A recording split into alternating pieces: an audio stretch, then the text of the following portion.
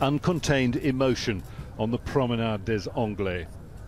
Here, where tourists would normally walk and play, where the people of Nice gathered. Everyone rushed into the restaurant, into the kitchen, the cellar, under the bar. We asked everyone to get on the ground. Then there was a second movement of the crowd. People who were stumbling, people were giving us their babies and asking us to hide them. The driver has been identified as a Tunisian man, Mohamed Lahouij Bouhalel, a delivery man resident in Nice and known to the police as a petty criminal. He was not, however, known to the intelligence services. He'd driven for 2 kilometers at high speed through the crowd who'd come here to watch a fireworks display.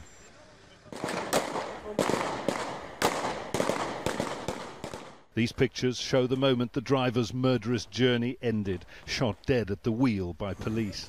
His victims strewn across the road behind as pure panic ensues.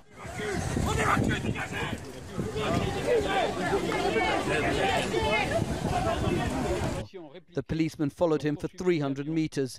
The policemen were able to immobilize him, and the terrorist was found dead in the passenger seat. In the world, what we are made of, because we've shown unity and cohesion, and it's my responsibility not to be distracted from my duty to protect the French people. And it will be those intelligence services who will face some of the harshest questions. Why were they unable to prevent yet again? On the way to the airport this afternoon, people here booed. The lives of dozens more hang in the balance. At this paediatric hospital, many children have received emergency surgery.